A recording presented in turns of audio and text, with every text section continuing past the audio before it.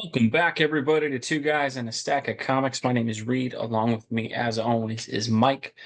Mike, we did a little series talking about some of our issues with modern comics, but we wanted to equally come back and kind of talk about what we think are doing well in modern comics right now, the publishers that are doing well. We talked a little bit in our last video about Marvel and DC and some of the books we think are really doing well there.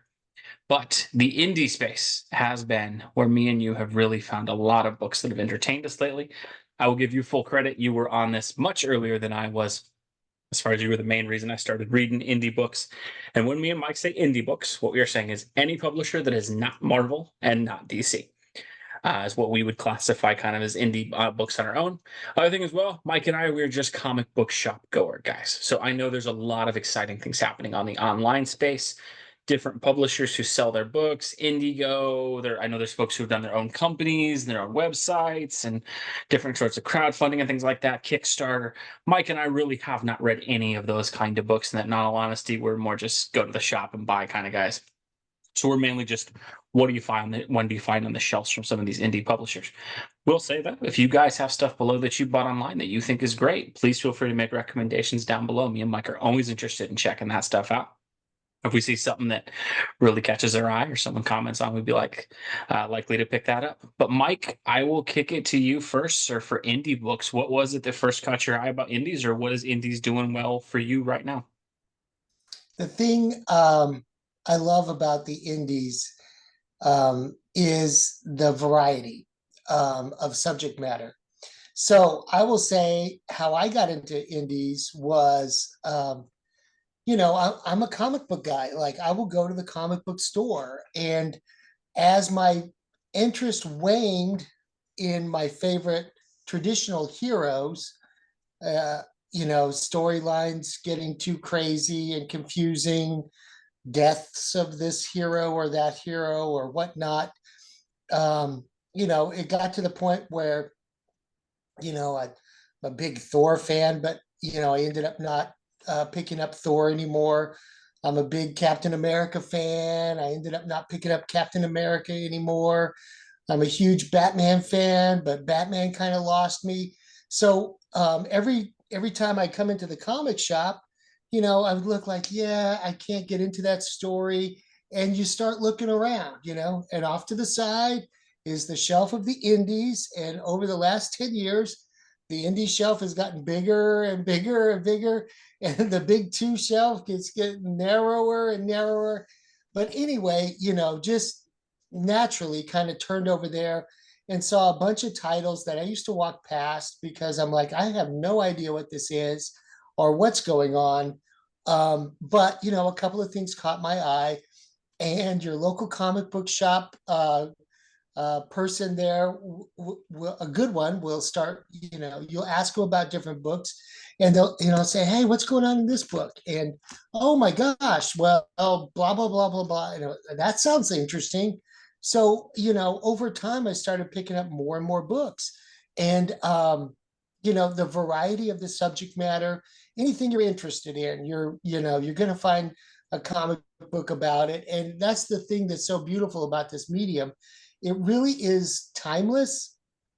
And I know we're moving into a digital age, but when you can put pictures to a story, it just doubles the enjoyment value of the storytelling thing that, it's in our DNA. We want, we are traditionally storytellers. We love to hear a good yarn by the campfire, Yeah. our ancient ancestors. And then they did the cave paintings to enhance the storytelling mode. And that's really what this is all about. And it's an amazing American art form to put it into this little floppy format, and easily digestible, and it's just great. So yes, when the big two, my interest was waning on the big two, I naturally turned my head over to the indie shelf, and more I started finding stuff that I like. And the thing about the indies is they don't have any baggage. There's no convoluted retcons of this or that. It's just a new story. Sometimes they go for more than one shot. There'll be 6 or 12 issues. Sometimes they stretch on for years. But it's usually an easy jumping on point, and the subject matter is good, and the talent that they put into it is usually really, really good, and you're getting a good product, a good story, and I don't know. What do you think? What did you think when you started picking up the indie? I What think for surprised you? indies, there's three really things I think they do well. I think you and I always talk about this when we talk about the foundations of comic books with stuff like Kirby and Lee and things like that. They used to be the comic books had a lot of different variety between things, and it never fully went away. But you look, really after Showcase where Barry came back, and then the creation of Marvel Comics and things like that, comics became largely completely dominated in terms of the landscape by the superhero comic. And you and I both love superheroes. That's great. But the indie space kind of captures a little bit of that older stuff where you look back at the shelves, there used to be war comics and romance comics and Western comics and horror comics. And I You're think the right. indies really capture that kind of spirit that used to be there of the limitless potential of the storytelling in comics. And again, it never fully went away. You had stuff that wasn't superhero comics, but not to the level that we have now where it's really kind of risen up. And I think one of the biggest reasons that that works so well is I do think one thing that, I don't like touching on it a lot, but I do think in the big two, what's happened a little bit is there's a tendency now to want to put a message in the comic book. And while I have zero issue with anybody doing that, I think what's happened is the balance is a little bit out of whack. I think it used to be, hey, it's a great Spider-Man story that has a little message in it. And so you're here for the action, the adventure, and the excitement, but you can take something away from it. I think where that dynamic is kind of changed in the big two a little bit is it's more, here's the message. If you happen to enjoy the superhero content, we don't really care. It's more about the message part. And again, I do think comics have always been a medium that's had that. I mean, you go back to Captain America punching Hitler in the face in the first issue of Captain America. That was an inherently political thing at that time in the world. But I do think it's gotten a little bit out of whack. And I think when you go to superhero comics, you're looking for a little bit of escapism. And I think what's happened Absolutely. is that's kind of gone in an effort to, I think, in a lot of ways, in a good attempt, I think, to make the comics really feel and resonate with folks about their own life.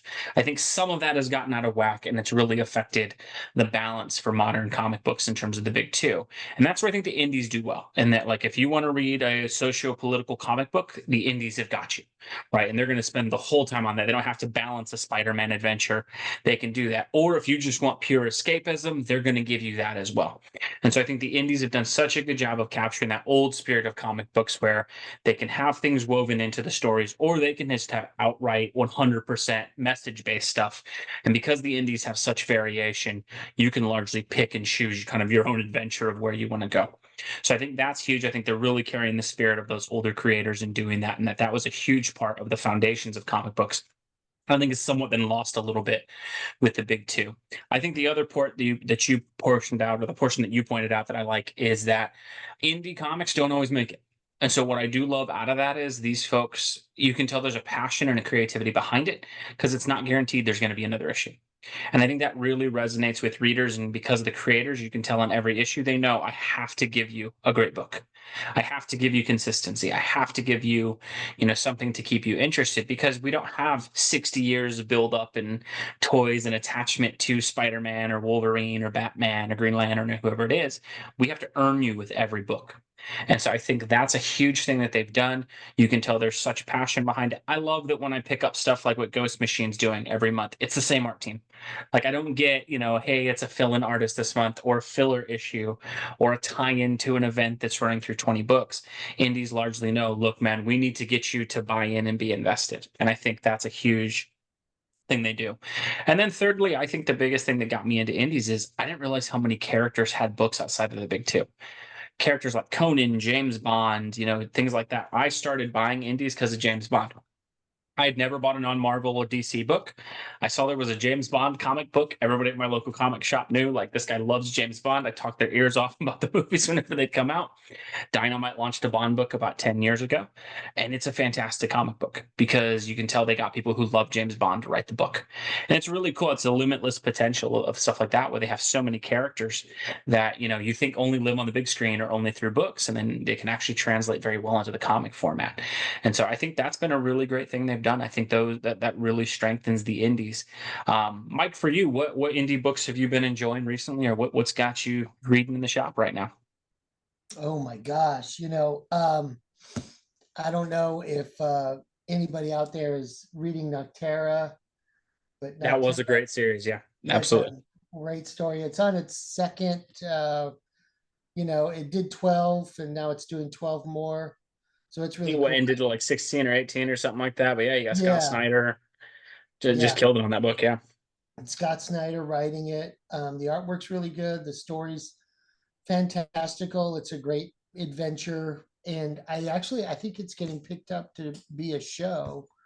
Um, yeah, who doesn't want to read a Neil Gaiman tale? Well, what if Neil Gaiman did all the old Norse myths? This is a great series, and I think there's five uh, runs of that. So I'm kind of filling in my collection, picking up the Norse mythology as told by the great master Neil Gaiman, right? yeah. Um, these books came out in the last couple of years. Frank Frazetta, I guess the estate of Frazetta is licensed to print these character or create stories from the characters in his paintings. Okay. And so you get a creative team together to do, a story based on some of his great paintings. Like, who was that guy in that painting? Who was the death dealer? That was amazing. They did that one. And then they did this one, Dawn Attack, based on that female character that he painted. Just amazing. There's such good stories, and the artwork is really good. And then you get the licensed, Frazetta paintings on the cover. It's an Yeah, optional cover choice. They have other covers too. But oh my gosh, when I saw that, I'm a big Frazetta fan. So he used to do the Conan paperback book covers. absolutely. Yeah, grew up reading Yeah, a lot of those. that's how I got into Frank Frazetta because I used to read those as a kid. Just crazy stuff. I love submarines. There was a book out a few years ago called The Sea of Scorpions about a haunted, sunken German World War One U-boat. It runs the gamut. If you like a good detective story, there is Minky Woodcock from this is called Hard Case Comics. She was the girl who handcuffed Houdini, and then they did another series. This one is really cool because they take these historical figures and they put this fictional detective into the story. And then they tell you a great story. And at the end of each comic book, it tells you, on the last couple of pages, it tells you a little bit about, how the story was loosely based on these events with this real character, with this real person. Um, I mean, everything. Like, I love history. So that was a no-brainer. And also Dead Romans, about the Yeah, Roman occupation of Germania in the first millennium. Uh, well, this one was so much fun, and the covers, oh my gosh. Last Barbarians, this one was like you were on a D&D adventure.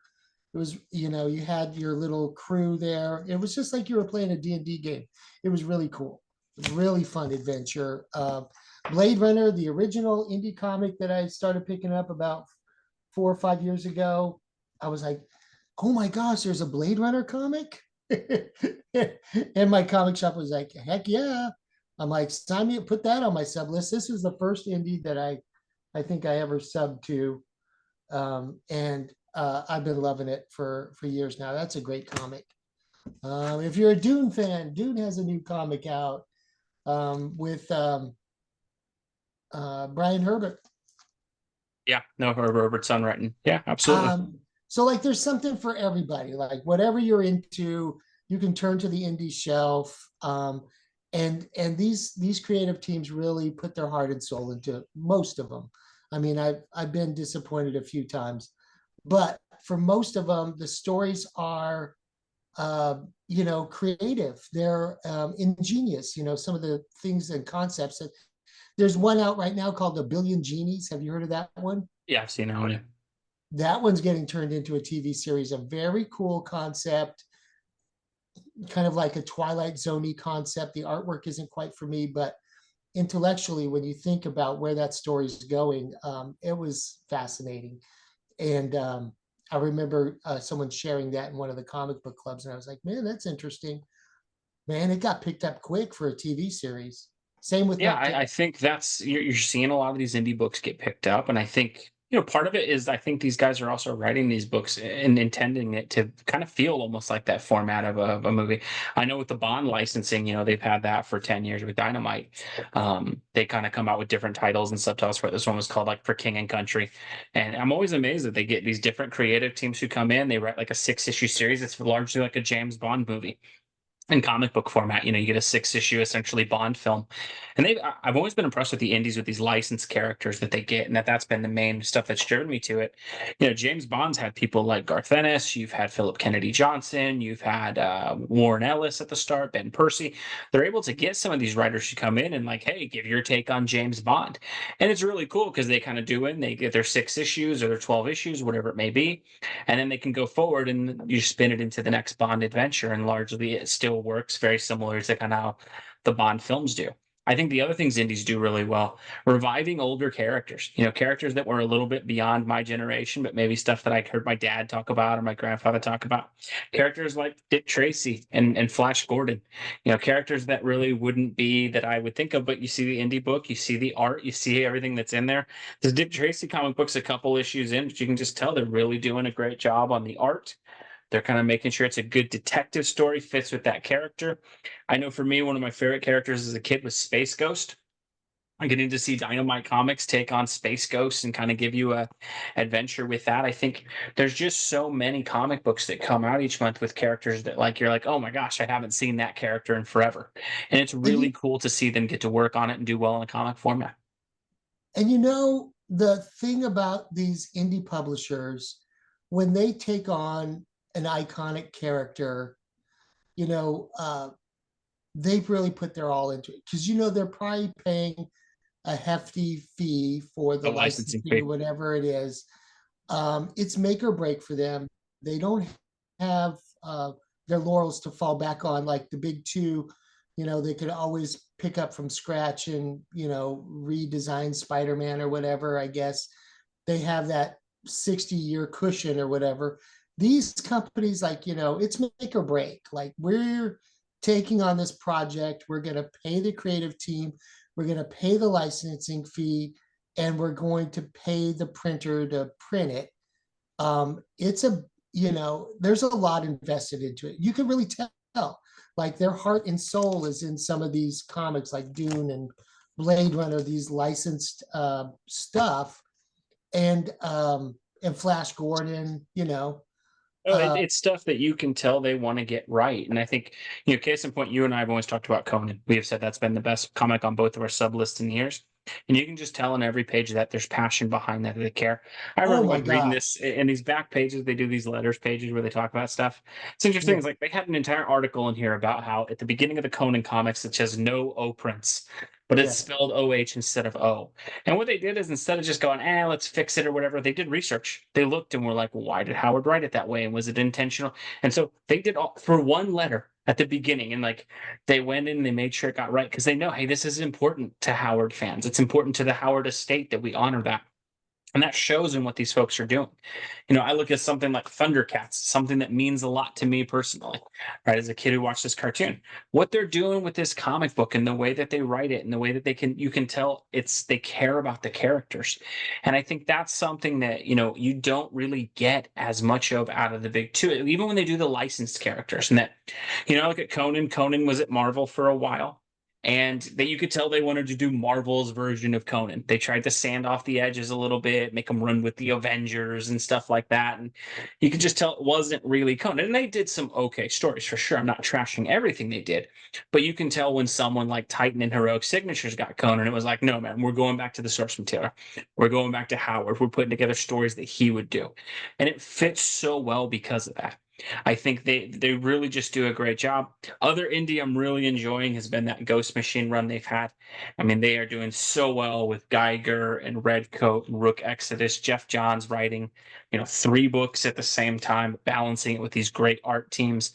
Every month it's a treat to go in and read those. And what I love that the indies do too is, Ghost Machine, I kind of missed the boat on it when it really originally started. What I love them for is they kind of knew at the beginning. This is Geiger, the first 6 issues. I didn't pick these up in single format, but they gave a $9.99 price point on it. And so you can pick up the entire run of what you're missing for $9. And you're getting almost like 200 pages of content in there from the full art team. And it's just, they do a great job of making it there. I think the other thing, you and I have talked about this as well, they value their customers in terms of the last 2 years. Free Comic Book Day has given me Conan and Flash Gordon. Conan, you got basically a 20-page story from the main creative team. They gave you great art. They gave you a summation of what they were trying to do. There was a page in the back talking about their plans, their overall structure, what they wanted, telling you when the next book came out, making sure it was valuable. Flash Gordon, same exact thing. And again, it's, hey, if we're going to get thousands of people to come into the shop, instead of doing what a little bit of what the big two do, where it's like, let's put an 8-page preview of a Spider-Man story that you need 52 other comic books to understand. Let's just give you the #1 issue of Flash Gordon. 20 something pages, main creative team, and let's see if that grabs you. And I just think that's the biggest thing the indies do so well is, as a fan, what I love about the indie books is I never feel taken advantage of by them. I always feel like they are putting out a product because and what's rewarding is they know they can't do that. I think that's the thing that really Marvel and DC, as much as I love them and as much as I always love those characters, they will try to squeeze every dollar out of you that they can. Where the indies know, I can't do that. If I'm going to Yeah, charge you more, I have to give you more content. I yeah, can't sell, Geiger to you for $6.99 and have Geiger show up in 2 panels because this yes, character hasn't had action figures, doesn't appear on sippy cups and diapers. He's largely a comic book character that you need to buy into. And so right. every month you can tell, like, no, the art team is there, the creative team is there, they're putting their heart and soul into it. And it works really well. And I think that's been, like you said, sometimes you'll see these books don't keep going forward from the indies, but I actually have to admit, I kind of like that too, because it thins the herd a little bit. And like, hey, man, if that wasn't a story people didn't want to read, didn't work. As how many times have we seen at the big two where they launch a comic book and you're like, dude, that's not going to work. Like And everybody knows that's not going to work. month after month after month, I walk past it, and it's Yeah. like, Whereas the yeah, indie books know, like, hey, and no. And the free comic book day, like giving you a full, real issue. free comic, that shows you how much they value Well, and I think the big thing that we're seeing is, the licensed characters not as you. much, but stuff like, Geiger and the comics that are coming out with there. What is kind of cool is you can see the investment from the creators because they also get the reward that. I think that's the other cool thing about the indie comics where I have changed a little bit and trying to support more of those if I'm interested is those guys, if it turns into a movie instead of, just getting a special credit at the end of the credits instead of any money like many of these big two guys do, if they even get that, sometimes they don't even get that. These guys will be directly involved and they get, a percentage of the cuts and they can sell. And that's really rewarding to see that their work is done. And I think that's one of the kind of tragic things about comic books is when you go back and you see some of the legends, the Siegels and the Schusters and the folks like Bill Finger, who created these amazing characters who Kirby. turned into these multi-built Kirby, yeah, these multi-billion-dollar icons, and they never saw it. Whereas, if something like Geiger or Spawn has done blows up, McFarlane and Jeff Johns and all the folks involved get that, and I think that's just really cool. And so for me and you both, I think the indies have become the spiritual successor to a lot of what comic books used to be. It's really cool to see that. Let us know what you guys think below. What indie books are you guys reading? There are so many out there. Like Mike said, the shelf keeps expanding every time we go into the store. So if there's a great one that we didn't mention here, something you're enjoying, we always love to see that in the comments. It's great to get recommendations and things from you guys, or just for you guys to talk about the books that you guys love so that we can maybe bring some attention to it or just kind of call it out. Absolutely. Always fun for us to see that. Let us know what you guys think. Again, and also, if I'll mention it again here at the end, if there's anything in the online space that you think me and Mike need to break or don't only buy at the comic book shop for, if you think there's Yes. something going on in there, please let us know. Largely, I don't do a ton of research about comic books. I go to my store, job, kids, wife, I got to balance all that. I'm lucky to make my 20-minute to 30-minute trip to the store every Wednesday. So if there's something online that's going well, a publisher that's doing great, we would love to hear about it below in the comments, folks. But thank you so much for watching. As always, we will catch you in our next video. Thanks, everybody.